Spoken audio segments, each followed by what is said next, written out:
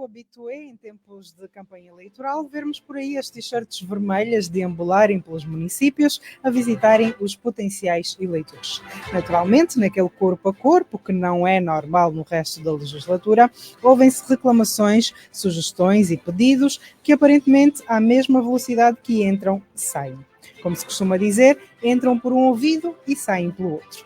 De qualquer forma, seria revelador saber o que se pede nesse tete-a-tete. Reivindicações coletivas ou individuais, o que realmente querem os eleitores. Quais os seus anseios? Do que reclamam? Não que já não saibamos o que falta, que é quase tudo, mas o que essas pessoas exigem que possa gerar nos governantes algum sentimento de compromisso com o cidadão. Por outro lado, haverá efetivamente algo que gere nesses mesmos governantes algum tipo de compromisso com o cidadão? Tudo indica que não. Na politicagem que se faz em Angola, a lição segundo a qual a boa política trabalha e investe todos os recursos para a autonomia do cidadão e a política nociva aposta na dependência das pessoas foi bem estudada. Daí, verem-se pessoas supostamente bem estudadas e aparentemente cultas fazerem-se de zongueiras com bacias à cabeça, contendo sabe lá Deus o quê, de porta em porta. O teatro assombroso, sem o mínimo respeito à dignidade humana, repetiu-se no último fim de semana, o que nos remeteu à campanha de 2017, quando o MPLA, entre outros, ofereceu kits de engraxadores e a de 2022, em que ofereceu bicicletas aos potenciais eleitores. O que o partido no poder já deu mostras de não conseguir oferecer é a realização dos sonhos e anseios dos angolanos, a transformação da realidade penosa por que passam. Não consegue oferecer o progresso e a autonomia da população. Não consegue oferecer a dignificação e a equidade. Se é assunto para nos lamentarmos, provavelmente não. Lamentos poderão não mais fazer sentido. Não se grita aos surdos, nem se apresentam caminhos aos cegos. Entretanto, há ainda quem mantenha a esperança de que o jogo venha a virar num futuro não muito distante. Que quem hoje alimenta com migalhas venha a saborear do seu próprio alimento. Falando em jogo, esta semana os Palancas Negras tentaram domar os leões dos Camarões. Porém, nem os espectadores da mais alta estirpe lhes deram sorte. Aliás, há até quem considere que a presença de Sua Excelência, o Presidente da República e seus pares, foi azar à seleção. A verdade é que os Palancas não conseguiram mais do que um empate e estão agora dependentes da sorte e à mercê dos resultados dos próximos jogos, tanto da seleção quanto das outras seleções. Mas quem dera fosse esse o maior dos nossos problemas. Como que numa série que fica aborrecida e chata depois de incontáveis temporadas, a saga Joel Leonardo, o insubstituível, ganhou um novo capítulo com a divulgação do indeferimento pelo Tribunal Supremo de uma ação popular intentada por um grupo de advogados liderados pelo bastonário da Ordem. Os requerentes acusam o Conselho Superior da Magistratura Judicial de estar a chichilar para pôr ordem na casa, que, só por acaso, é comandada pelo próprio acusado. Os advogados apontam o dedo ao CSMJ por, alegadamente, falhar na obrigação de instaurar um processo disciplinar contra o intocável Joel Leonardo. Na base do protesto está o alegado desvio de receitas do Tesouro Nacional pelo Presidente do Tribunal Supremo e do CSMJ. Mas as denúncias são inúmeras. Porém, Joel Leonardo, o protegido da capital, como lhe chamou o jornalista Lídio Manuel, com a cara dele tipo nada, mantém-se de pedra e calmo no posto, afinal, em Angola não há outro capaz de ocupar o seu lugar. Depois de não ter gostado do que viu a caminho do novo aeroporto de Luanda, no mesmo dia o Presidente da República aprovou 135 milhões de dólares para obras emergenciais. Sendo certo que em tão pouco tempo não foi possível fazerem-se estudos, contas, orçamentos e reuniões exaustivas em que se pôde ouvir os vários intervenientes, só nos resta concluir que alguém sonhou com esse número. Números que também terão sido sonhados são os do INAC, referentes ao trabalho infantil no país. De acordo com o Instituto Nacional da Criança, são aproximadamente 2.000 as crianças a trabalhar em Angola. Só pode ser brincadeira de mau gosto. Vamos tentar perceber como são encontrados esses números com o jornalista José Gama. Boa tarde, Gama. Bem-vindo mais uma vez. Boa tarde. Começamos então com os números para as obras emergenciais. No mesmo dia, o Presidente da República visitou o aeroporto e zarou o despacho já com o valor. Achas que esse despacho já estava pronto ou simplesmente adivinharam-se os números?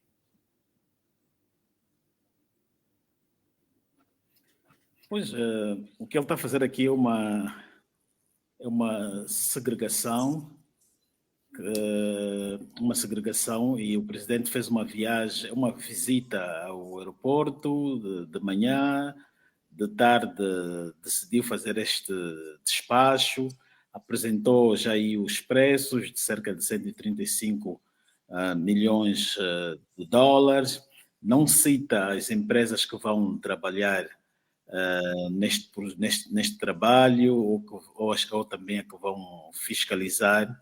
Então, a conclusão que se chega é que ou ele já tinha isto em mente e fez aqui uma simulação de ir visitar o aeroporto, de encontrar o lixo e justificar a produção deste despacho que ele faz, e depois vejamos, é um despacho todo ele a dizer que aquilo vai custar cerca de 135 milhões de dólares por 45 quilômetros. E agora vejamos, se 1 quilômetro, isso quer dizer que 1 quilômetro fica cerca de 3 milhões. Agora vejamos, se 1 quilômetro de estrada, numa estrada, num local como o Quanto Cubango, fica aí por volta de 1 milhão de dólares. 1 quilômetro em Luanda fica cerca de 700 a 800, porque construir uma estrada no Quanto Cubango não é o mesmo construir em Luanda. No Quanto Cubango requer outras despesas, como carregar britas do Bié até o Quanto Cubango, então encarece mais um pouco para 1 milhão. E no caso de Luanda, entre 700 mil a 800 mil dólares por quilômetro. Então, quando o presidente apresenta este preço, e estamos a falar aqui de segregação, e segregação, o preço deve ser inferior a 1 quilômetro de estrada. Então, se ele está a apresentar aqui um plano em que 1 quilômetro, 1 milhão de dólares para 3 milhões de dólares para 1 quilômetro, está aqui muito exagerado. Eu acho que aqui estamos diante de não só de um ato de ausência de transparência, mas também aqui algo que levanta suspeitas de corrupção. Não era o nome que queríamos usar, mas não tem outro. Há aqui como a defender por aí, achas que o Presidente da República está a ser enganado? Não está a ser enganado. O presidente saiu bem da presidência, produziu um despacho, assinou, ele próprio diz que viu o que ele produziu ali no despacho, não está a ser enganado, está a ser conivente com o cartel que está a sobrefaturar, ou melhor, que estabeleceu esses preços, e não deveria ser assim. Mas para exarar esse despacho, tendo em conta que o Presidente da República esteve lá, se não me engano, na quarta-feira, na mesma quarta-feira exarou o despacho, não era necessário que, antes de mais, houvesse estudos, avaliações, reuniões, que houvesse uma comissão até multissetorial que avaliasse as necessidades de facto? Sim, é isso. Por isso mesmo é que, na ausência do estudo de projeções, é que se levantam aqui suspeitas. Ele vai num dia, ele próprio que estabelece o preço do valor que aquilo vai custar, depois delega ao ministro dos transportes para assinar tudo, e depois vamos ver que o presidente não está aqui a ser enganado. O presidente até não é uma figura alheia ao ramo da construção.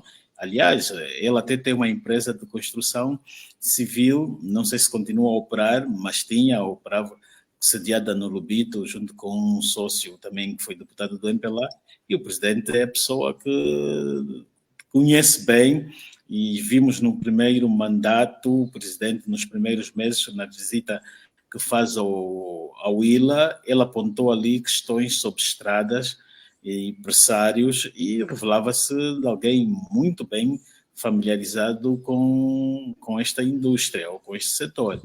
Portanto, aqui não há que ele esteja a ser enganado. Acho que é uma operação propositada.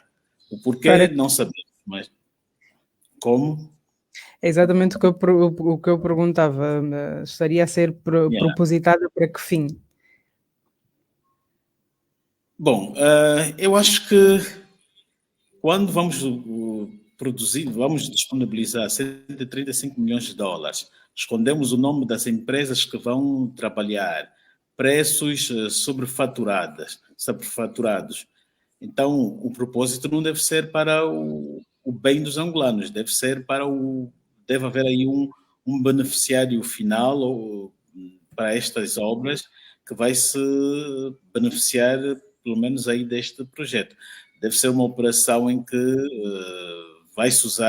está-se a usar apenas a questão dos caminhos de ferro para se poder ter aí uma verba extra para um propósito que ainda não conhecemos, mas O o que estás a propósito dizer disso basicamente é que foi tudo um teatro, foi tudo montado? com certeza aquilo pareceu mais uma peça teatral que se fez, de sair aquela visita. Aliás, o presidente até recentemente, há poucos meses já lá esteve, e o presidente, antes de ir para uma localidade, ele tem um grupo de avanço que vai fiscalizar aquilo, 3 meses, 3 semanas, ou melhor, 3, 4 dias antes.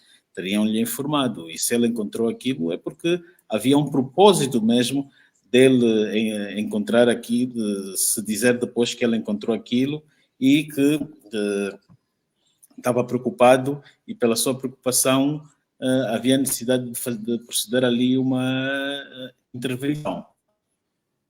Qual é a probabilidade desta empreitada dar errado e futuramente haver a necessidade de se tirar mais dinheiro para a mesma obra? Bom, fica difícil fazer uma análise assim, porque nem sabemos quando é que ela vai começar, qual é a empresa, se é séria ou não, se vai ter mesmo ali empresas a funcionarem. Então, prever assim o futuro fica assim um pouco complicado. Mas eles podem depois ir contratar outra empresa que vai fazer um trabalho, que vai fazer o trabalho. Mas a questão aqui também não está nos trabalhos. Aquela via precisa mesmo de uma intervenção. Aquilo que está a acontecer na linha férrea, de facto, não, o quadro deve ser mudado, mas a questão é que está-se a fazer aqui um aproveitamento da situação para a produção destes despachos com preços todos eles exorbitantes. A UNITA insta o IGAI e a PGR a investigarem os destinos desse dinheiro para a melhoria do caminho de ferro de Luanda. Vês o IGAI e a PGR acolherem o pedido da UNITA? Não, porque aqui primeiro que é uma decisão presidencial. Já vimos episódios no passado e até envolvendo a PGR, quando apelada para intervir, ela alegou que não tinha competência para investigar atos do Presidente da República.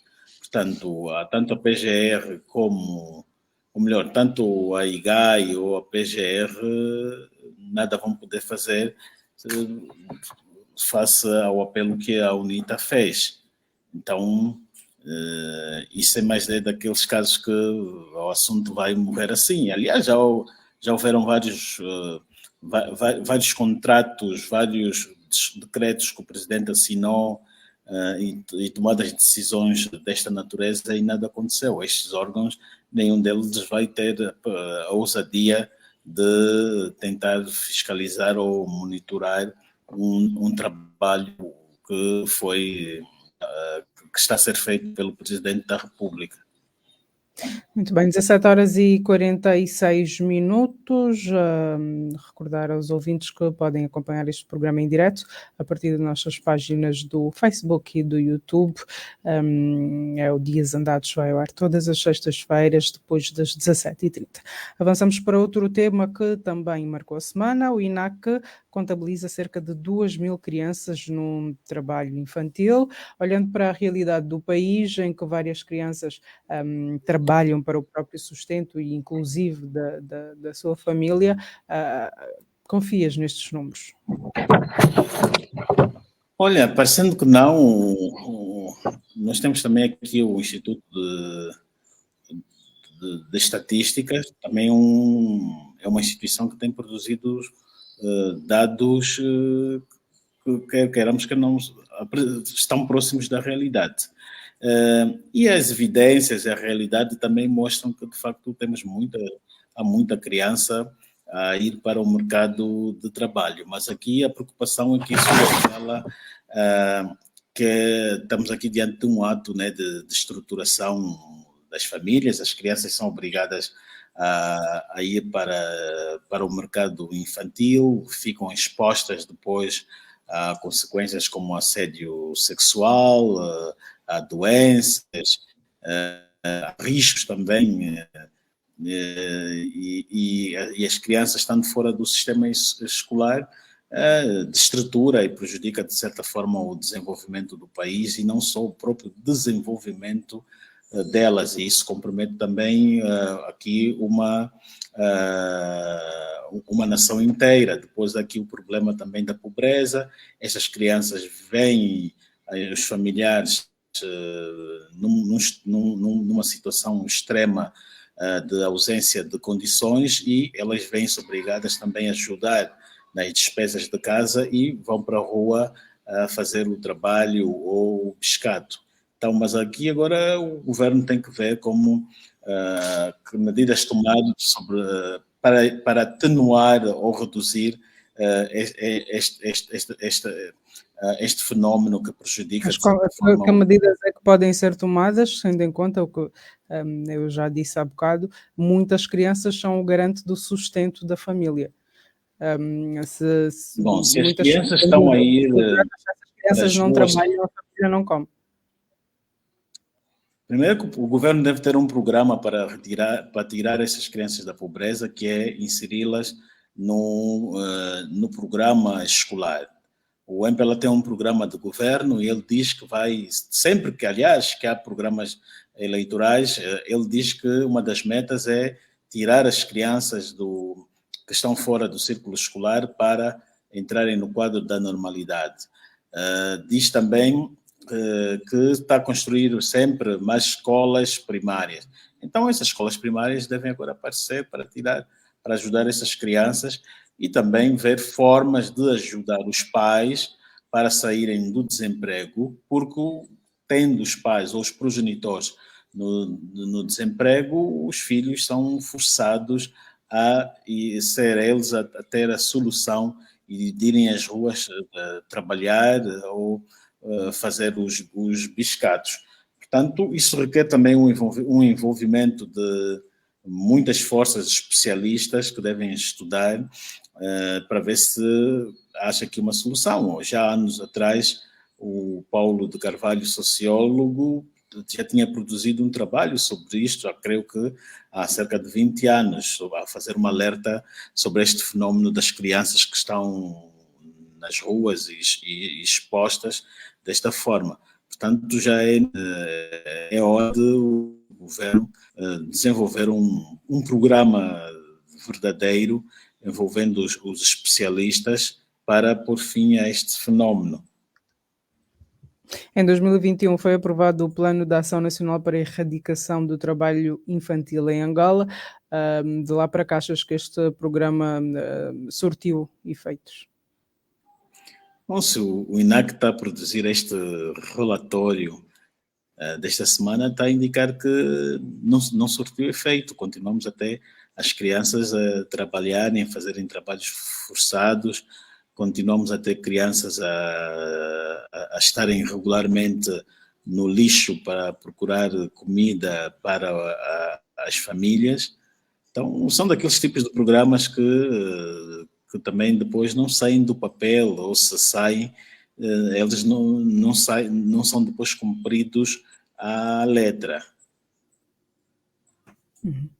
Vamos avançar para outro tema. De acordo com a última atualização do Índice Global da Paz, divulgado anualmente pelo Instituto de Economia e Paz, Angola destaca-se como um dos países que registrou melhorias significativas no Índice da Paz, ocupando atualmente a posição 72, contrariamente à posição 84 em 2022.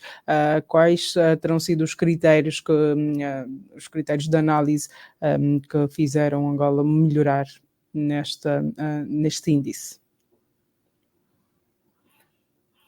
Bom, um dos índices também que se usa para estes projetos, ou melhor, para esse tipo de avaliação é olhar para o país, olhar para a estabilidade do país, as medidas que têm para reduzir a violência, o crime, e também a confiança que os cidadãos têm para com as instituições ou para com o governo.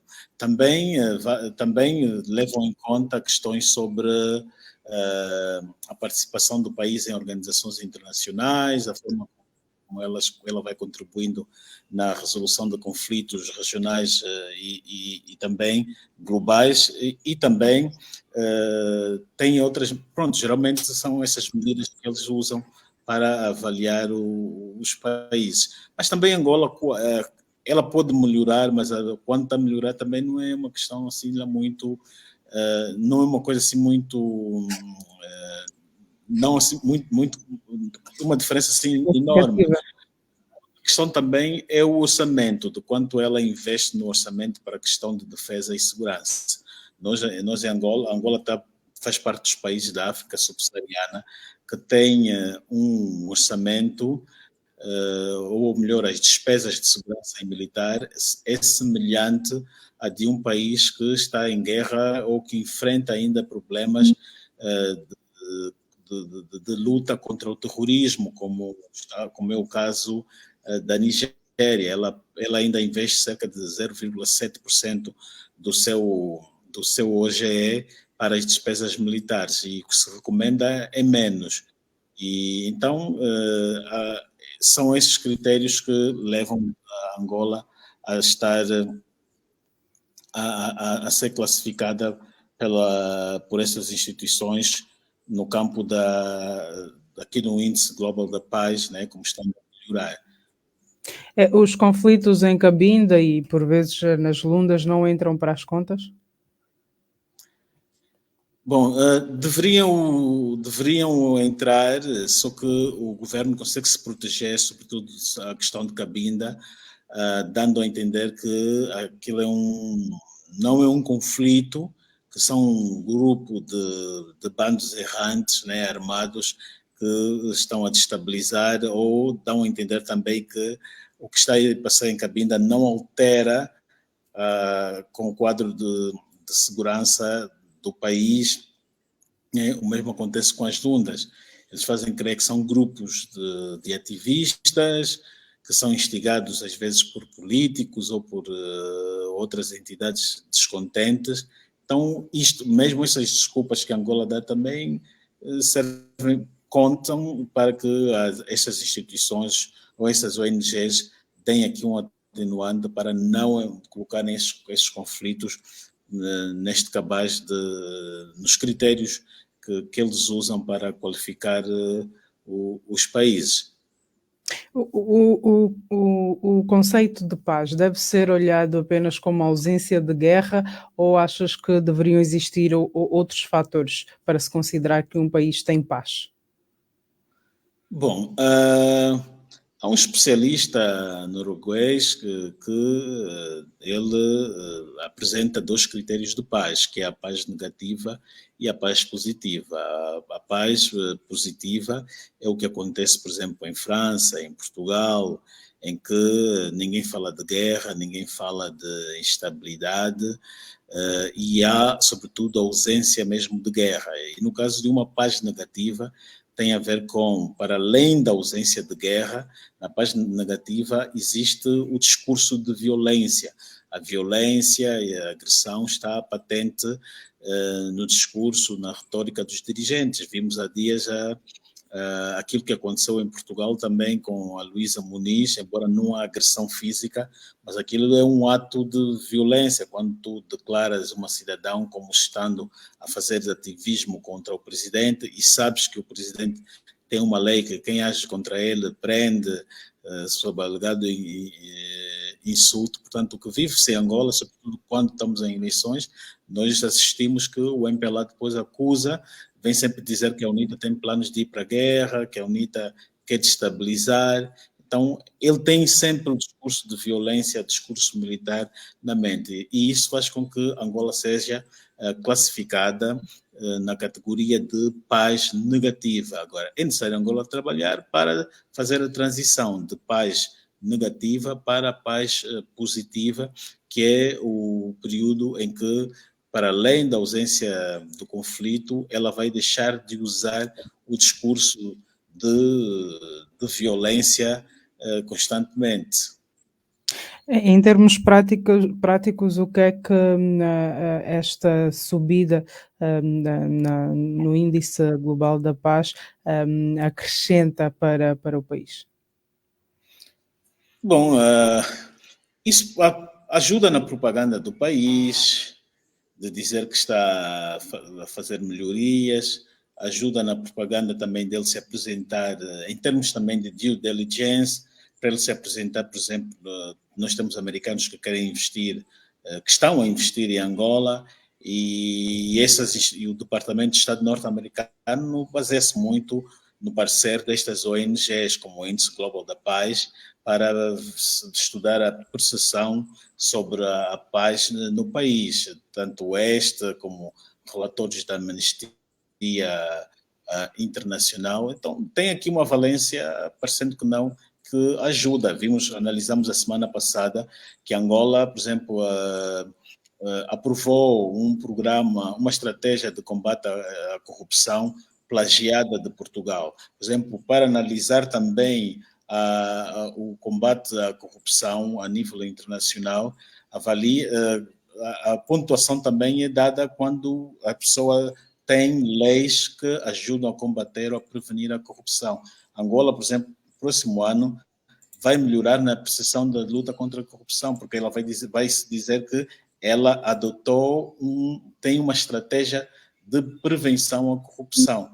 Seja ela copiada ou não, plagiada ou não, se vão conseguir transportar aquilo para a prática, mas só o facto da produção deste documento vai contribuir para ela ter uma boa aprovação no próximo ano. Mas isso não lhe vai deixar sair da lista dos países mais corruptos, né? Conforme também aqui no Índice Global da Paz, isso não faz com que Angola saia também da lista dos países em que impera ainda uma violência verbal constante e propagada pelos próprios dirigentes. Portanto, esses índices não são fator para se cantar vitória, pelo menos por enquanto, não é? Não, de certa forma não é. Muito bem, avançamos para outro tema. Esta semana voltaram ao de cima os relatos e acusações de uma suposta compra do silêncio dos ativistas, com ativistas acusarem-se uns aos outros de terem sido comprados. Há de facto em Angola vozes críticas que são compradas? Bom, são eles próprios ativistas, ouvimos ontem, hoje no noticiário das 13, os ativistas a denunciarem. Então, o governo tem bancos e temos aqui um gabinete de ação psicológica do presidente a promover encontros para distribuir crédito aos jovens, aos avulsos, aos ativistas. Muitos deles não trabalham, vão receber os empréstimos, vão pagar como? Então, esse dinheiro está-se dado num formato ou simulação de empréstimo para que eles depois se sintam comprometidos. Amanhã, quando um deles tentar se rebelar contra uma iniciativa do governo, é só o governo acionar os bancos ou a procuradoria, cobrar estes dinheiros, e os miúdos depois ficam todos eles comprometidos, ficam numa situação apertada. Portanto, isso é uma forma sofisticada que o governo encontrou para, de facto, silenciar e comprar a voz destes ativistas que estão aí para estes encontros buscar estes créditos. E também isto que o governo está a fazer, os miúdos estão numa situação de desemprego, estão pobres. Isto também é abusar da condição social destes ativistas, abusar da sua condição de pobreza para tomar partido político. É um aproveitamento que o governo está a fazer. Ele empobrece as pessoas e, por detrás, faz uma contraproposta de tirá-los desta linha ou deste quadro de pobreza e, em contrapartida, condiciona-os, né, indiretamente, pedindo a eles o seu silêncio. E isso está muito claro. Vimos as denúncias que fizeram hoje, nessa semana que eles fizeram, é compra de consciência, sim, senhora. Para haver esta compra, o ativismo é de facto uma ameaça para o MPLA?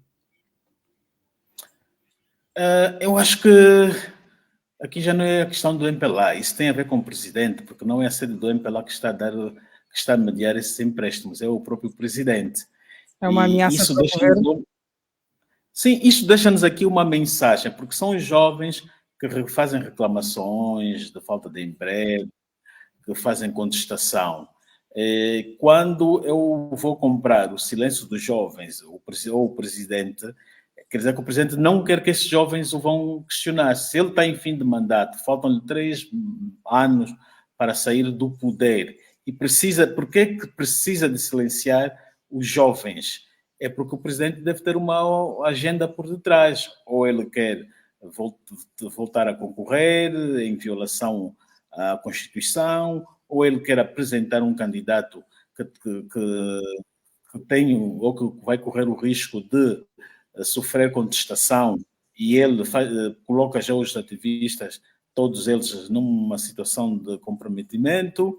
Portanto, isto diz muita coisa. Há uma agenda por detrás que o presidente tem em carteira e que, para ter bom andamento, ele precisa de silenciar e comprar estas vozes críticas que são as dos jovens que estão aí a receber, que estão a ser levados para receber estes financiamentos.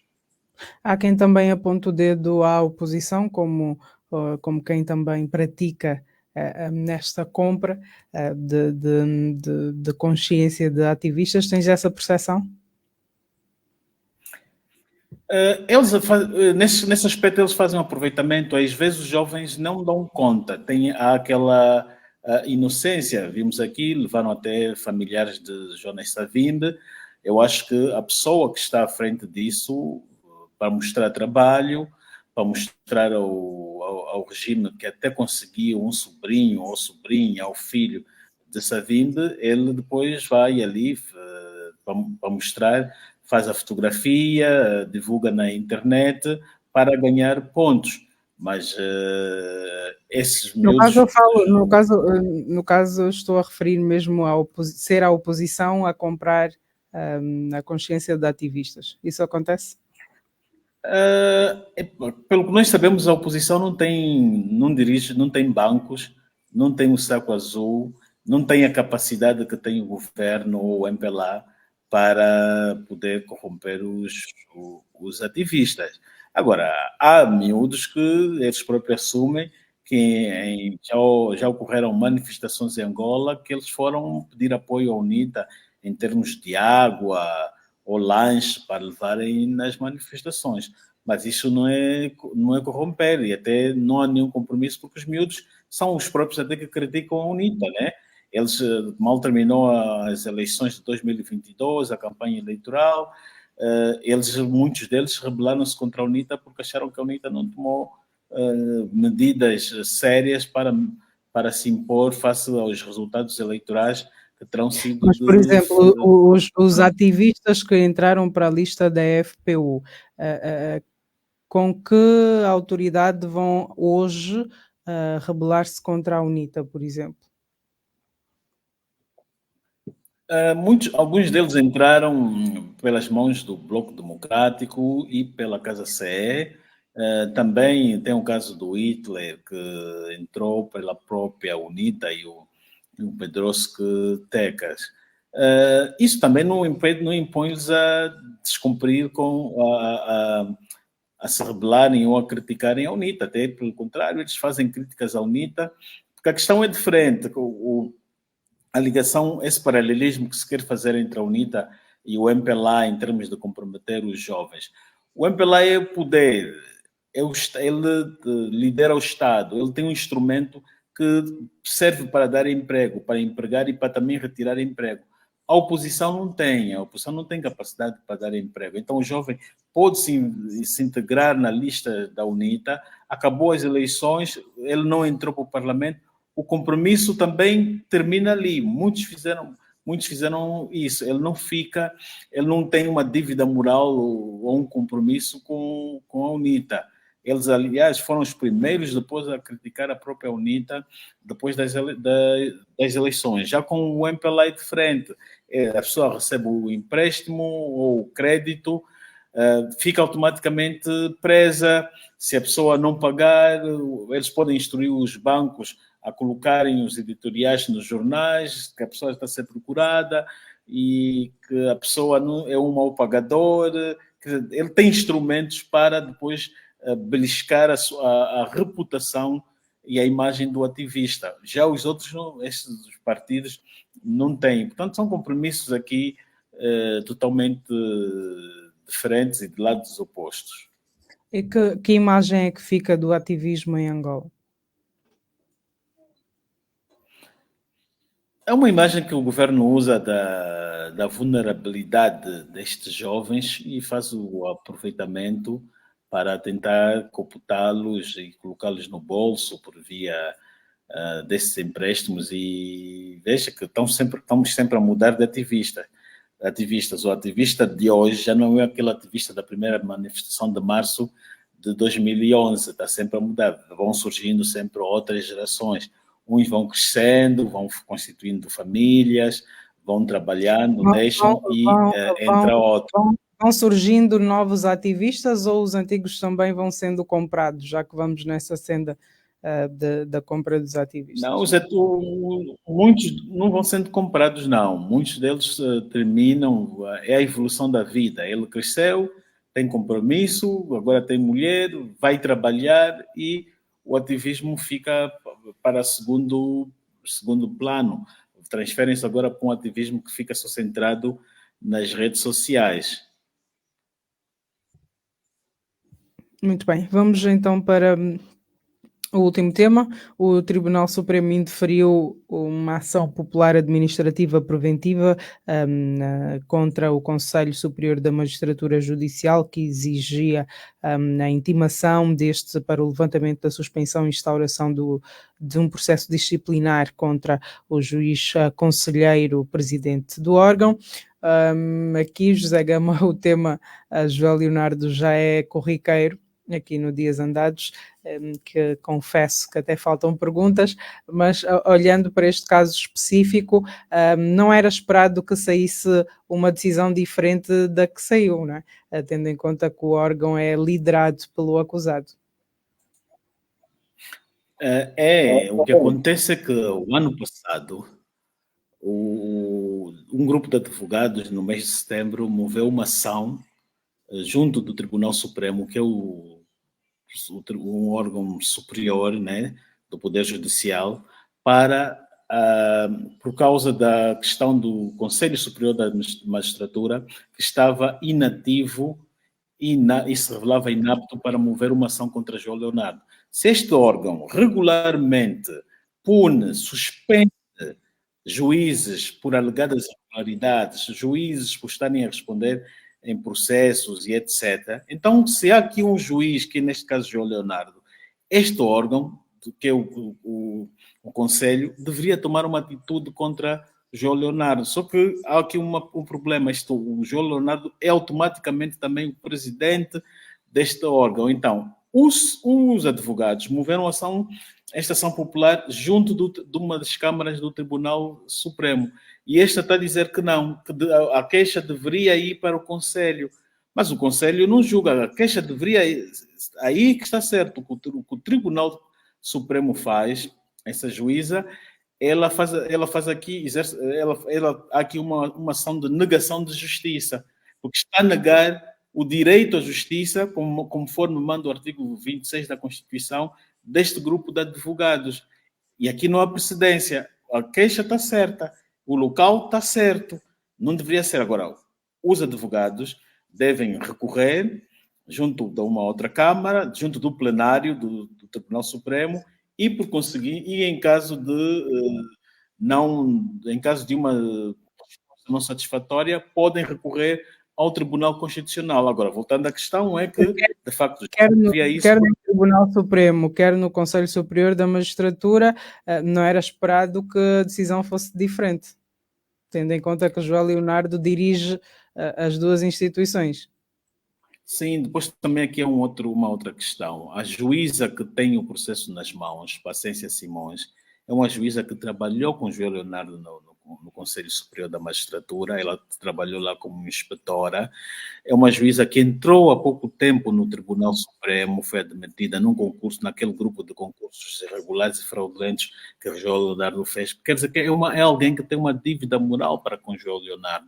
E ele aproveitou esse expediente para pagar a dívida a João Leonardo, que não indeferir esta ação popular que se moveu contra o Conselho Superior da Magistratura de estar inapto ou inativo quanto à ação do João Leonardo. O juiz aqui fez um favor, pagou uma dívida a João Leonardo. Ela é uma juíza de 50 anos, nascida em 1973.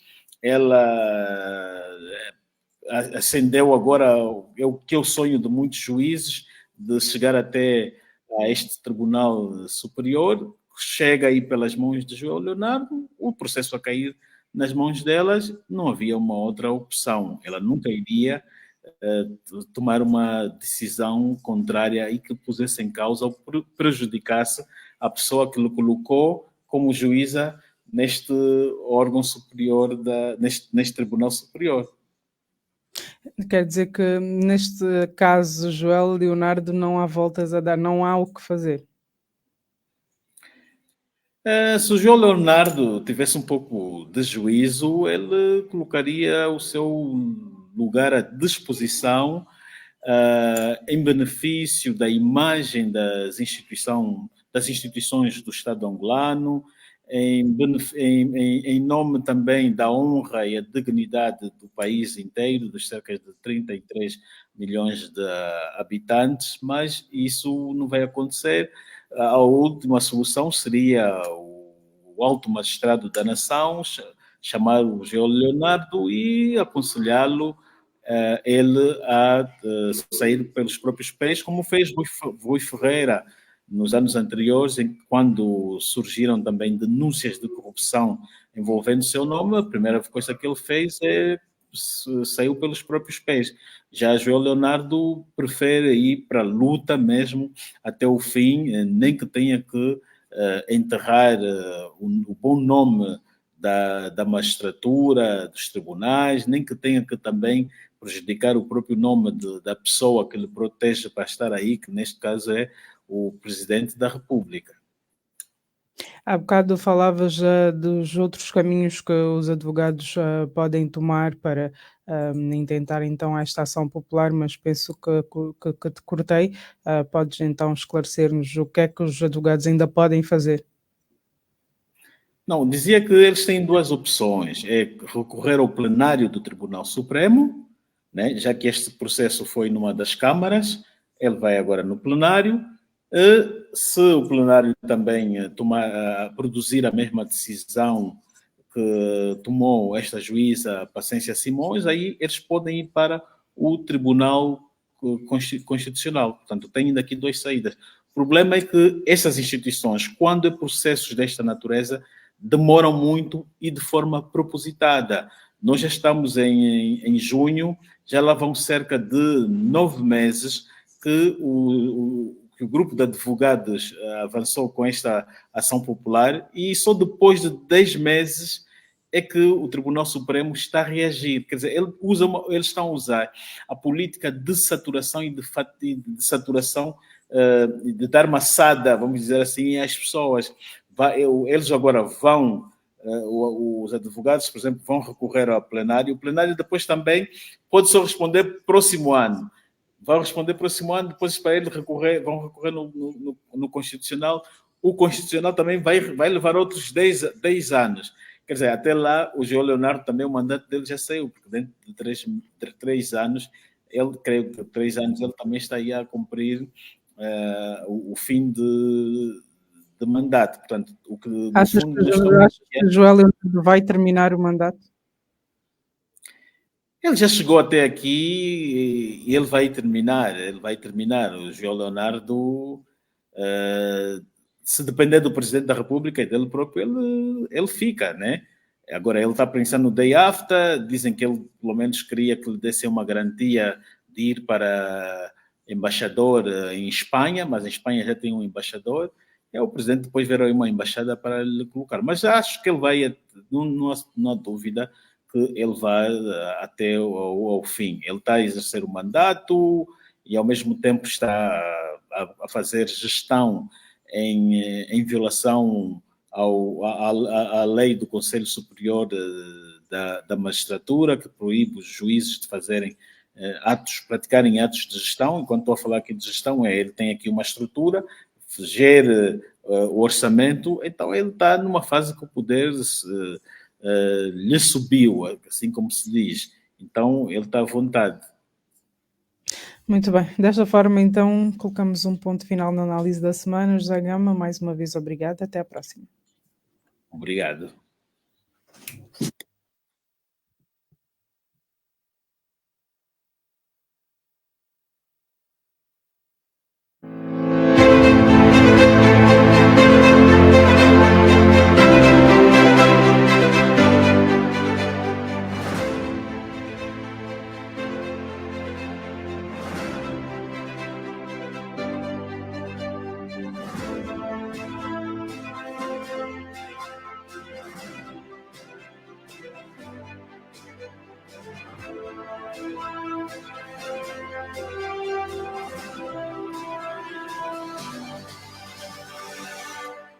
18h19, a altura de recordarmos os fatos que marcaram a semana, uma semana que começou com os exames nacionais para os alunos da 6ª, 9ª e 12ª classes. O processo que vai já na segunda fase avalia o grau de aprendizagem dos alunos das escolas públicas, privadas e público-privadas do país.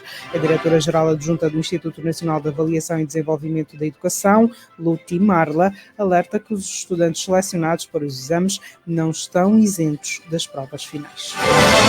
Estivermos ainda no processo de generalização, o aluno é submetido ao exame nacional, mas faz as suas provas normais de escola, que são as chamadas provas trimestrais. A diretora-geral adjunta do INAD revelou como vai ser o processo de classificação. O processo de classificação é todo feito por anonimato. Aos alunos eles atribuídos 2 códigos. Os alunos para esta fase vão ter 2 folhas de respostas, uma para os itens de seleção, que o aluno só tem que dizer se é A, B ou C que está verdadeiro ou é falso, e vão ter uma folha de resposta para os itens de construção, em que o aluno tem que escrever uma resposta. Nós vamos ter 3 centros regionais de classificação, no Kwanza Sul, no Huambo e em Luanda. O Huambo vai receber as provas do BIE, do CUNEN, Cuando Cubango, Lunda Norte, Lunda Sul, Mochico e do próprio Huambo. Então, todas estas províncias, o material, depois da realização dos exames, voltam para o Huambo. O Kwanza Sul vai ser um centro regional de classificação e vai receber os instrumentos da avaliação da Huila, Namibe, Benguela e do próprio Kwanza Sul. E em Luanda, também um centro regional de classificação e vai albergar as províncias restantes, como Cabinda, Uíge, Zaire, Bengo, Kwanza Norte, Malanche e própria província de Luanda. E serão professores que vão ser capacitados para o fazerem. Cada um dos professores classificadores dos itens de construção, porque os professores classificadores só classificam os itens de construção, os itens de seleção são todos classificados de forma automática. Diretora-Geral Adjunta do Instituto Nacional de Avaliação e Desenvolvimento da Educação, Luti Marla, arrancaram esta segunda-feira no país os exames nacionais para os alunos da 6ª, 9ª e 12ª classes. Ainda na educação, no Zaire, o Sindicato Nacional dos Professores acusou a polícia de reprimir uma marcha pacífica realizada no sábado, depois do governo ter visto frustrada a tentativa de adiamento da manifestação por meio de uma alegada reunião com os professores. A marcha tinha como objetivo reivindicar os descontos sofridos durante a segunda fase da greve da função pública, como conta o secretário provincial do sindicato, Mambuene Ernesto Antônio.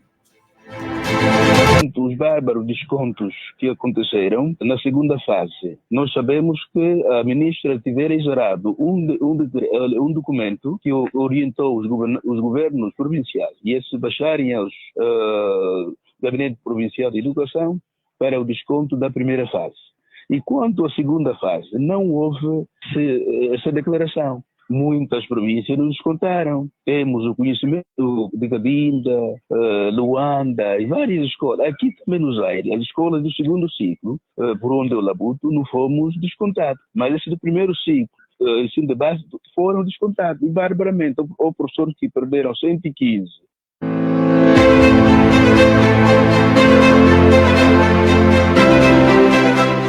Mambuene Ernesto Antônio explica como a atuação da Polícia Nacional passou de passiva para repressiva. A polícia que esteve lá a fazer a guarita vinha ter conosco, porque não recebeu ordem de que não se pode manifestar aqui, a manifestação tem que passar só nesse pavilhão e não podemos percorrer o itinerário que nós temos.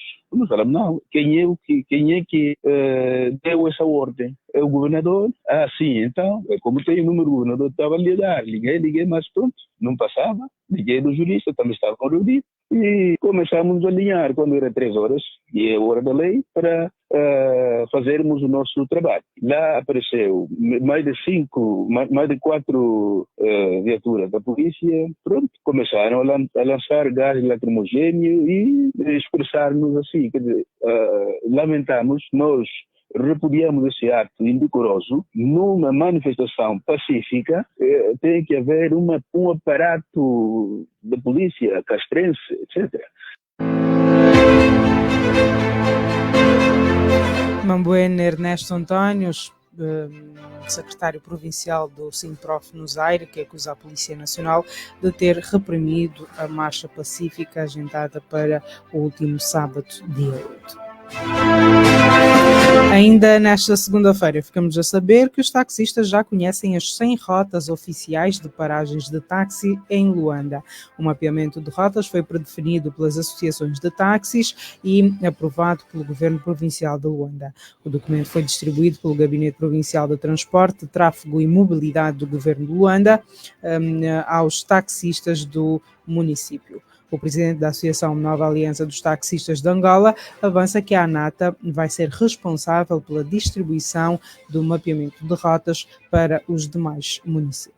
Ontem, por volta das 16 horas, o governo da província de Luanda, através do Gabinete Provincial de Transportes, Tráfego e Mobilidade, já divulgou oficialmente, apresentou e entregou ao presidente da ANATA do encontro com taxistas mantido no município de Talató. Portanto, no âmbito da sensibilização dos taxistas para cumprirem com as rotas, o governo entregou e vai agora massificar a entrega para os demais taxistas, isso já através da NATA, e também continuar com as nossas campanhas de sensibilização. Neste momento, a NATA ou os taxistas já têm um mapeamento de rotas da província de Luanda.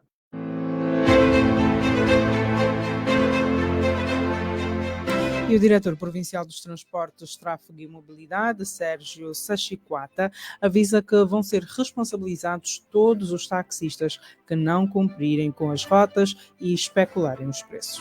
Bem, nós continuamos a trabalhar com os órgãos de comunicação, seja ela televisiva como rádios e as demais plataformas digitais, onde estamos a publicar essa informação. E de forma contínua, a nível dos municípios, vamos desenvolver ações de comunicação, seja ela no formato de reuniões, de apelo na paragem, nas principais paragens onde se concentra o maior número de táxis e de passageiros, para que todos tenham conhecimento, tanto o promotor da atividade, o próprio munícipe. É um trabalho que não está só numa semana. De forma contínua, nós vamos trabalhar para divulgar cada vez mais esse trabalho. Bem, o que nós queremos, no fundo, é não registarmos taxistas detidos ou meios apreendidos, mas os órgãos de fiscalização saberão certamente responsabilizar aqueles que assim procederem. Certamente vão ser remetidos ao tribunal para julgamento sumário em sede da transgressão constatada.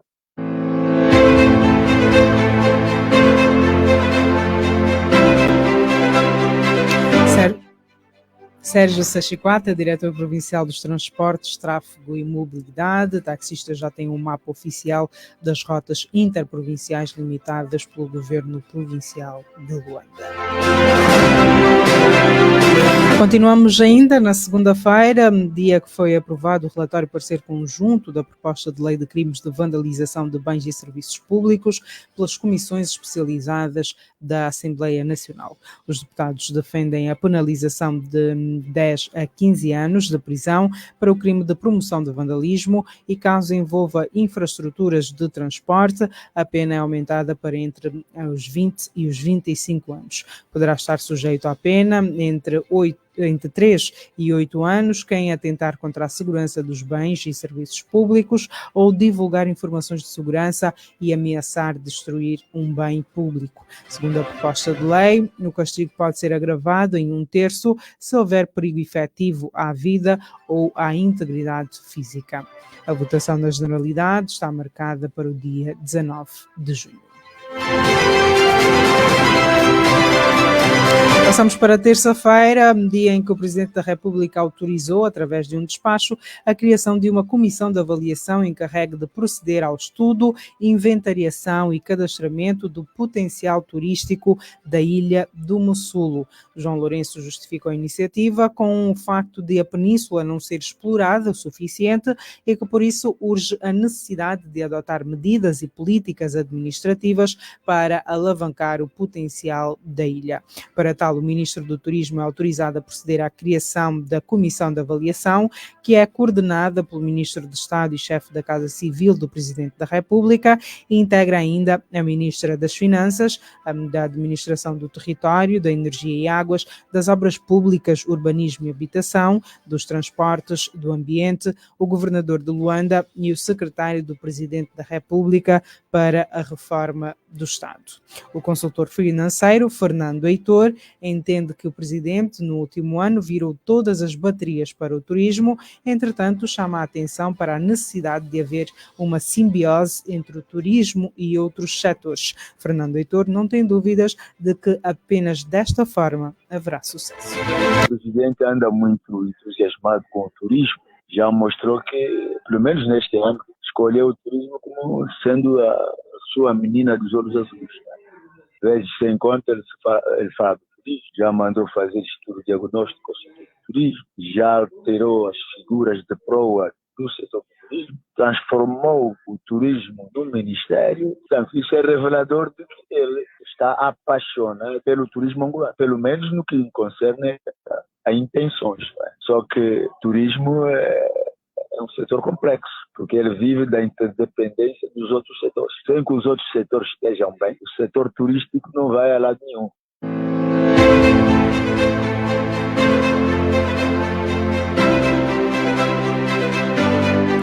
O economista entende que nos últimos anos o Mussulo tem estado abandonado e aponta o dedo aos proprietários de casas de praia que, segundo defende, privatizaram a ilha, bem como aos próprios moradores. O Mussulo sempre foi uma zona turística eterna e às vezes também externa, mas o Mussulo degradou-se muito. O Mussulo nos últimos anos, nos últimos 20, quiçá 30 anos, foi perdendo qualidade, porque os próprios utentes do Mussulo degradaram aquela ilha, e depois jamais, né?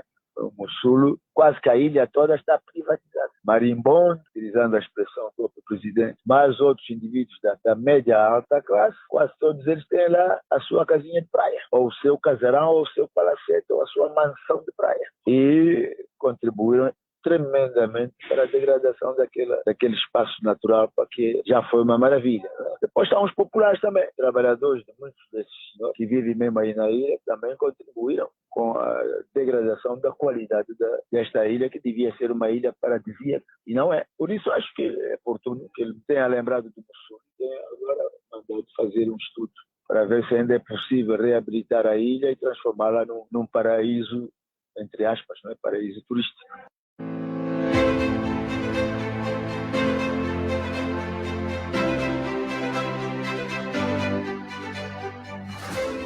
O economista Fernando Heitor, Presidente da República, autoriza a criação de comissão de avaliação do potencial turístico da ilha do Mussulo. Ainda esta semana, a Vice-Presidente da República apelou às finanças globais a apoiarem os programas hídricos e barragens hidroelétricas dos países em desenvolvimento. O apelo de Esperança da Costa foi feito durante a 3ª Conferência Internacional de Alto Nível sobre a Década Internacional da Ação, Água para o Desenvolvimento Sustentável 2018-2028, que decorre no Tajiquistão. Esperança da Costa apelou ainda ao financiamento da melhoria da gestão dos recursos hídricos nos países em desenvolvimento. Continuamos a apelar às finanças globais para a necessidade de apoiar todo este programa dos países em desenvolvimento, por formas a permitir maior resiliência e adaptação das populações nas alterações climáticas, financiar a transformação dos sistemas alimentares e melhoria da gestão dos recursos hídricos, com água para todos, não deixando ninguém para trás. Excelências, ao terminar, gostaria de sublinhar que não existem soluções únicas para todos, diante dos vários desafios que a comunidade internacional enfrenta no quadro da governança. Contudo, a promoção de uma cooperação que privilegie o diálogo, a concertação e a paz deve ser a aposta de todos nós para, desta forma, enfrentarmos os complexos desafios de hoje e do futuro.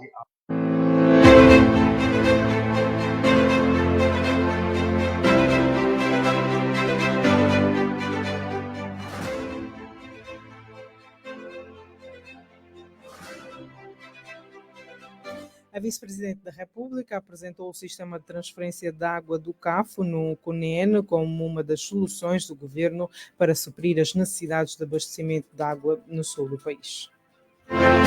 Angola tem sido assolada por uma seca severa e cíclica na parte sul do país.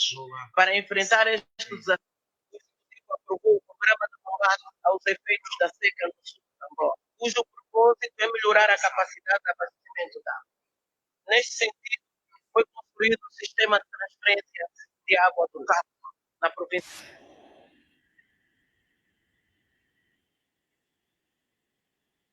para suprir as necessidades de abastecimento de água para 225 mil habitantes, para o abeberamento do gado e irrigação de aproximadamente 5 mil hectares de terras agrícolas, garantindo maior resiliência às comunidades. Excelências, outras ações relacionadas com a melhoria do acesso à água potável e saneamento básico estão igualmente em curso nas diferentes regiões do país, o que permitiu alcançar indicadores animadores no plano de abastecimento de água potável, na ordem dos 58% em 2023.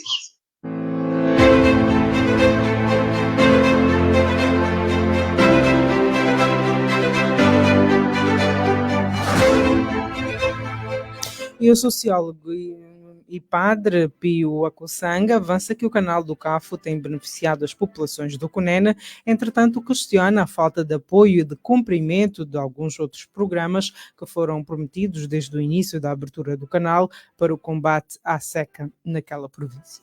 O que nós verificamos é que, sim, senhor, o canal está a trazer água, tudo bem. Mas agora, onde é que está o apoio às comunidades? Onde é que estão os programas de extensão rural para acompanharem, diríamos assim, aquela água toda que corre sem proveito, ou com muito pouco proveito? Enfim, é preciso redefinir a extensão rural, é preciso redefinir os apoios, é preciso fazer com as pessoas para que elas de fato se apropriem a oportunidade da água que corre, e como são pastores, ainda não dominam a horticultura, é necessário que elas comecem a dominar isso, mas elas precisam de apoio técnico, de treinamento, enfim, de cooperativas, de doações materiais em termos de insumos agrícolas. É tudo isso.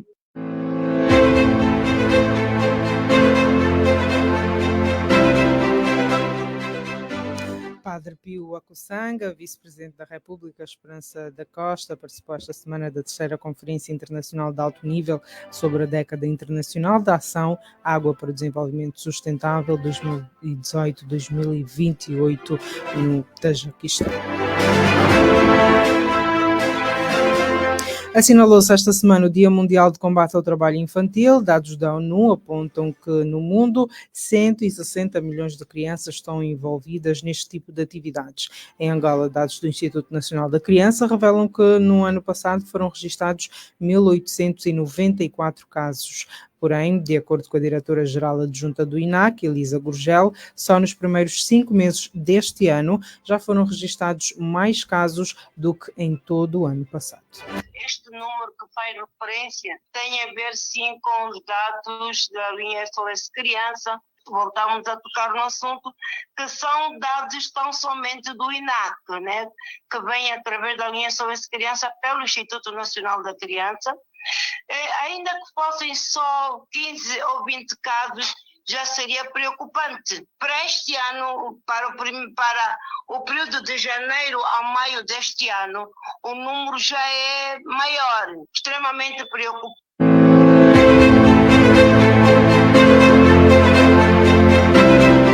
Elisa Gurgel defende que os pais não devem incentivar os filhos a trabalharem por ser responsabilidade dos progenitores proverem o essencial para as crianças. Muitos dizem que a falta de emprego para os pais, a extrema pobreza, são causas que levam que as nossas crianças devem trabalhar. Mas aqui nós, enquanto INAC, defendemos, enquanto Sistema de Proteção à Criança, defendemos que devem ser os pais a irem trabalhar para a sustentabilização dos seus filhos.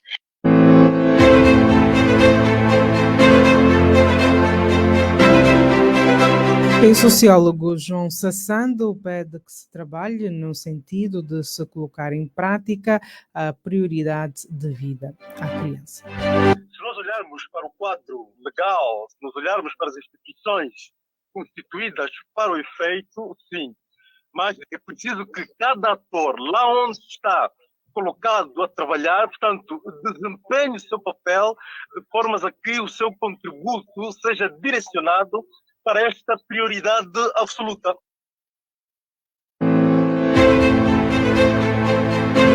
O sociólogo João Sassando assinalou-se esta semana o Dia Mundial do Combate ao Trabalho Infantil. Dados mundiais apontam que 1 em cada 10 crianças é vítima deste abuso. Em Angola, de janeiro a maio deste ano, o INAC registrou mais de 1.800 denúncias.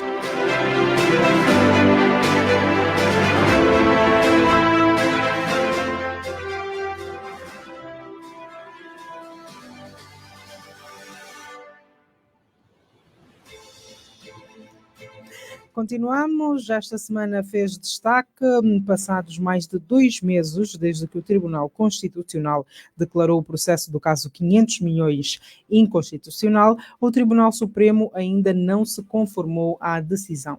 O acordo datado de 3 de abril considera, entre outros, que foram violados os princípios do julgamento justo e conforme e do direito à defesa e que o arresto dos bens dos arguidos violou os princípios constitucionais. Por isso, orientou o tribunal liderado por João Leonardo a expurgar as inconstitucionalidades verificadas. O facto é que, desde então, do Tribunal Supremo não há qualquer avanço relativamente ao processo, o que leva analistas ouvidos pela Essencial a concluírem que se está perante um desrespeito ao tribunal liderado por Laurinda Cardoso. É uma peça aqui acompanhada pela jornalista Jéssica Leonardo. O jurista Rui Verde, por exemplo, entende que já passou um período considerável e que por isso não percebe a inação do Tribunal Supremo. O antigo vice-reitor da Universidade Independente de Portugal realça que o Tribunal Supremo não tem mais a fazer senão o que orientado pelo Constitucional. A decisão do Tribunal Constitucional sobre o chamado caso dos 500 milhões é final e definitiva. O Tribunal Constitucional disse-nos que o acórdão do Tribunal Supremo final que condenava José Filomeno dos Santos e outros tinha constitucionalidade e ordenava que o Tribunal Supremo expurgasse, isto é, retirasse da sua decisão estas inconstitucionalidades. Onde é que está o problema? É que, pelos vistos, o processo voltou para o Tribunal Supremo e o Tribunal Supremo nada fez, nada faz. E já passou um período suficiente, uma vez que estamos num processo criminal, o Tribunal Supremo não se pode sentar e não tomar nenhuma decisão. Este aqui é o problema. O Tribunal Supremo tem que tomar uma nova decisão baseada naquilo que o Tribunal Constitucional lhe manda não fazer. Essencialmente, aquilo que havia a fazer em termos muito práticos era admitir o presidente José Eduardo dos Santos e ver o que ele teria para absolver José Filomeno dos Santos, Walter Felipe e os outros. O Verde desconfia que haja esta resistência em acatar-se da decisão do Tribunal Constitucional por uma questão de tempos, mas avisa que não há voltas a dar e avança que o Tribunal Constitucional tem a prerrogativa de executar diretamente a decisão. Eu creio que não há uma questão de ordens superiores. Talvez seja uma luta de egos. Talvez o Presidente do Tribunal Supremo queira afirmar a sua importância. Ou talvez haja aqui um problema de não perceber o que é que se tem que fazer. É evidente que o Tribunal Constitucional não pode ser desautorizado. Se o Tribunal Supremo não fizer nada, há um dever de, eventualmente, os arguidos pedirem ao Tribunal Constitucional uma execução da sua decisão diretamente. E isso pode ser feito nos termos do artigo constitucional que dá força direta aos direitos fundamentais. Portanto, o Tribunal Constitucional, no fim, nunca poderá ser desautorizado e o Tribunal Supremo nunca poderá decidir de forma contrária ao que diz o Tribunal Constitucional. O Centro Universitário avança 3 possíveis de forçar o Tribunal Supremo a conformar-se à decisão do Tribunal Constitucional, incluindo a abertura de uma queixa-crime contra o Presidente do Tribunal Supremo, já que estão em causa direitos fundamentais. Como é que se pode exigir que o Tribunal Supremo tome uma ação? Há 3 métodos. O primeiro é fazer uma queixa ao Conselho Superior da Magistratura. É o órgão de gestão e disciplina dos tribunais.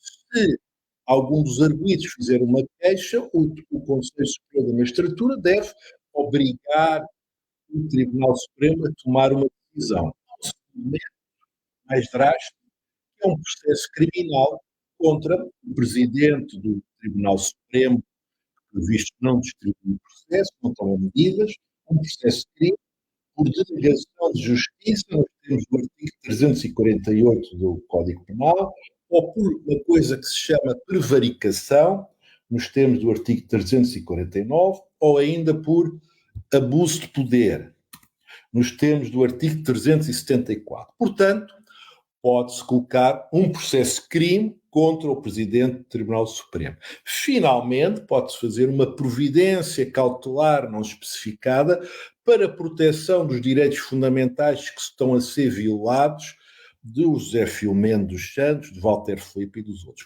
Já Lindo Bernardo Dito, também jurista, não tem dúvidas de que esta letargia se deve a questões políticas. O antigo deputado recorda, entretanto, que a decisão do Tribunal Constitucional é de caráter obrigatório e de cumprimento imediato.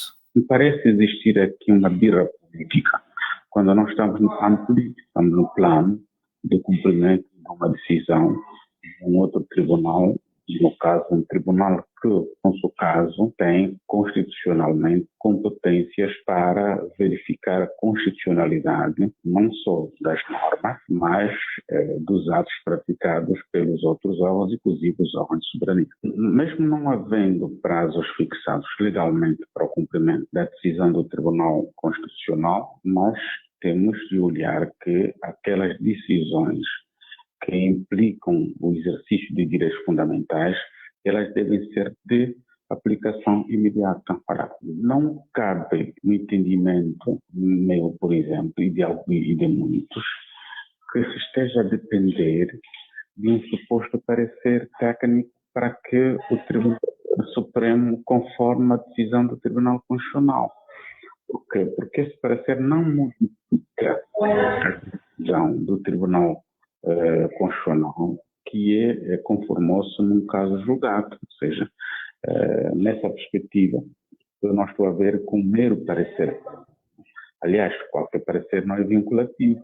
É exatamente uma opinião técnica de alguém dirigida a quem vai exatamente tomar uma decisão. E não pode ter um parecer que vai adiar 2 meses depois da decisão do Tribunal Constitucional ao acórdão do Tribunal Supremo. Lindo Bernardo Dito considera que Angola não é verdadeiramente um Estado democrático e de direito, daí não haver respeito às leis. O docente aconselha os visados a recorrerem à Procuradoria-Geral da República, abrirem um processo crime por desobediência à decisão de um tribunal superior. A Associação dos Juízes de Angola reforça a obrigatoriedade do cumprimento escrupuloso da decisão do Tribunal Constitucional. Yuri da Cunha, vice-presidente da associação, defende o respeito à lei. O que deve ficar claro aqui é que todas as empresas privadas e públicas, e inclusive o Tribunal Supremo, devem cumprir com as decisões do Tribunal Constitucionalista, claro. A Associação dos Juízes de Angola, entre outras coisas, no seu estatuto, defende o Estado democrático de direito. Dito isto, respeita a lei, não é um Estado que rege-se pela lei. Perante uma decisão do Tribunal Constitucional, que é de cumprimento obrigatório para todos, inclusive o próprio Tribunal Supremo, eu acho que cumpre-se. As opiniões relativamente ao caso não se ficam por aqui. O constitucionalista e professor catedrático da Faculdade de Direito da Universidade Agostinho Neto, Raul Araújo, defende que os direitos dos visados, no caso 500 milhões, tinham de ser repostos imediatamente, a partir do momento em que o Tribunal Constitucional remeteu o acórdão ao Tribunal Supremo, porque o processo é considerado nulo, ou seja, morreu. Em entrevista ao Valor Económico, o antigo bastonário da Ordem dos Advogados de Angola deixou claro que não existe hipótese de repetição do julgamento e que, caso os juízes do Tribunal Supremo resistam em cumprir a decisão, podem ser indiciados por crime de desobediência. 3 meses depois, o Tribunal Supremo não mexeu no processo do caso 500 milhões, declarado inconstitucional. A Essencial tentou contactar a instituição, mas sem sucesso. E com estas notas que marcaram a semana, colocamos um ponto final a mais uma edição do programa Dias Andados. Já sabe, não nos vamos sem ouvir as perguntas de Geraldo Embaló, que não ofendem. Nesta edição teve a participação de Cláudio Teixeira, Mercedes de Andrade e Iola Rafael. Nós voltamos a próxima semana. Até lá. Passe bem. E agora, pergunto eu, com Geraldo Embaló, todas as sextas-feiras, depois das 17h30. Rádio Essencial, em 96.1, uma rádio de palavra. Perguntar não ofende. Seja bem-vindo, querido ouvinte, a este seu espaço onde perguntar não ofende, depois de uma semana em que decorre a 4ª edição da Feira de Tecnologia, a Angotic, e em que o governo americano enviou uma delegação para se vir inteirar do progresso a nível de energias limpas no país do presidente galardoado com o Prémio da Proteção Ambiental, o mesmo que autoriza a exploração petrolífera em reservas. A propósito de tecnologias e de americanos, tinha lido um artigo numa revista científica acerca de uma inovação do MIT, o famoso Instituto de Tecnologia de Massachusetts.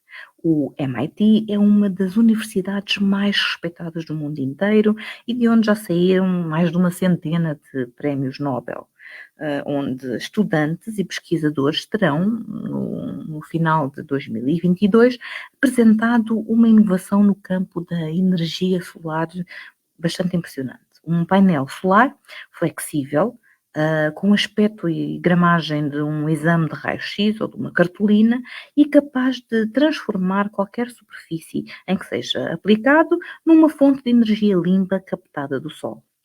São 1/100º do peso de um painel solar, leves como folhas de papel e são capazes de gerar 18 vezes mais energia através de supercondutores que podem ser impressos e adaptados a qualquer espaço e que são também mais duráveis, mais resistentes e de produção bastante mais barata do que qualquer painel solar até agora, o que me fez questionar o valor futuro da central fotovoltaica do Caraculo, que certamente foi apresentada aos americanos como trabalho bem feito, ali tão perto onde tenho tanta família. O Namibe, que foi notícia esta semana pela chegada dos camelos prometidos pelo governador da província, e agora pergunto eu, querido ouvinte, já não tínhamos camelos suficientes de norte a sul, era preciso encomendar mais. Voltando aqui à ciência, que vai dando pulos impressionantes enquanto encomendamos camelos para popular o nosso deserto, o futuro das energias poluentes, como o petróleo, vai cada vez mais se tornando comprometido, obrigando a um planeamento futuro que a nossa governação, o planeamento da parte de produtores petrolíferos, não é? Que a nossa governação e as nossas instituições vão dando poucos sinais de terem capacidade para fazer. Basta pensar que até agora mais de metade dos angolanos não têm acesso à eletricidade, apesar do governo encher o peito e a boca para falar em excedente energético sempre que pode. Um excedente que os angolanos não veem porque o governo não consegue distribuir esse excedente à população de modo a que possa usufruir desse dito cujo excedente de que falam tanto e que a gente não vê. Pergunto-me se a energia se tornar tão barata e tão limpa que dispense petróleo e investimentos absurdos em estruturas de distribuição, do que é que vão viver os nossos governantes habituados que estão ao petróleo e às adjudicações de contratos multibilionários de enriquecerem-se e de enriquecer os amigos?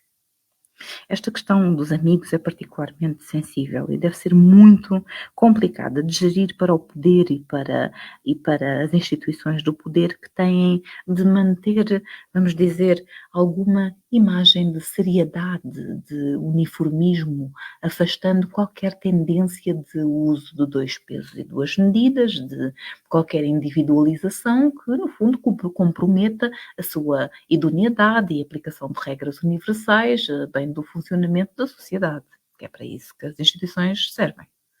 Nas últimas semanas temos visto vários sinais dessa dificuldade. Um dos amigos estará a ser destratado pelas instituições portuguesas e exige o mesmo tratamento dado ao outro amigo que foi defendido com ameaças de corte diplomático e até que as instituições portuguesas cederam e mandaram o processo de crime que tinham lá a decorrer em Portugal para Angola, onde foi engavetado com sucesso. Falo, obviamente, do amigo Manuel Vicente, e antes do amigo Álvaro Sobrinho, que se diz vítima de racismo, e há reportes, inclusive, de que os portugueses se referem ao processo que acusa Álvaro Sobrinho de 23 crimes como o processo do preto.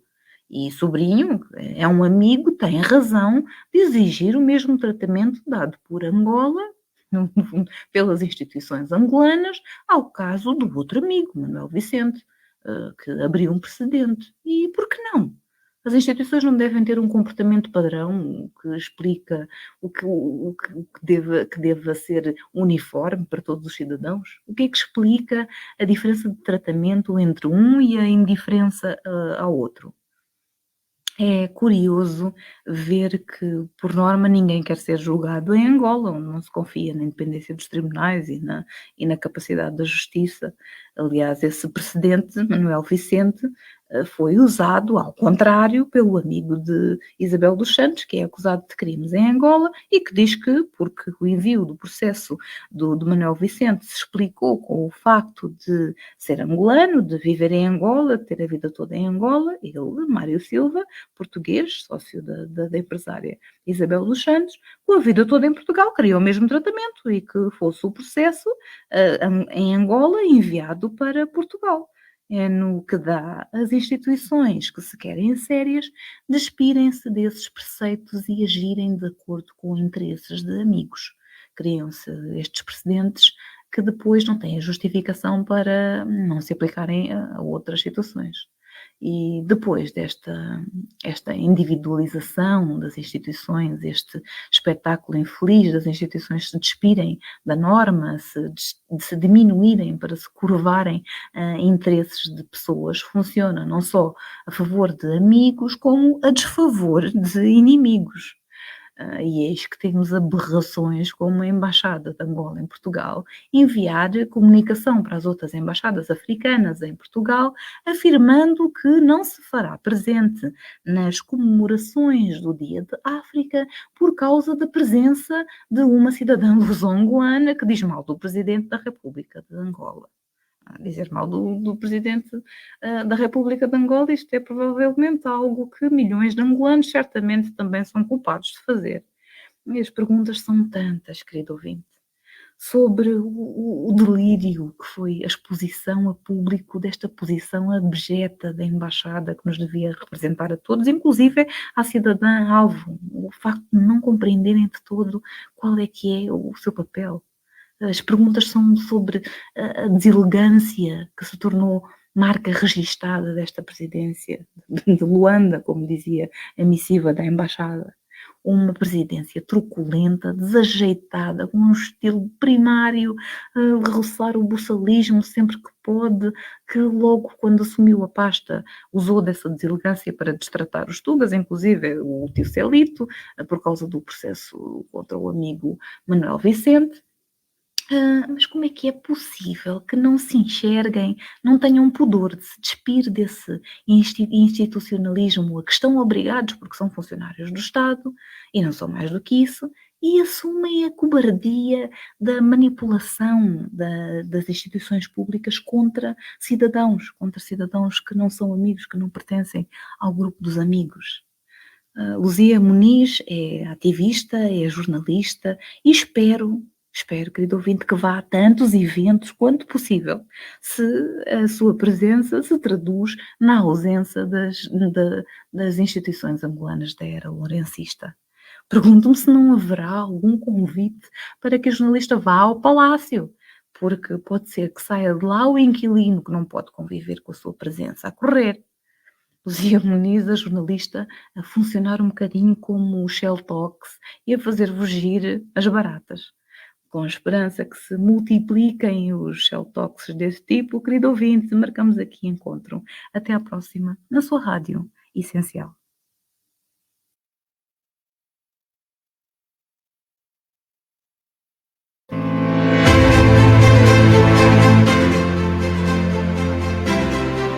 O resumo da semana no programa Dias Andados com Sueli de Melo.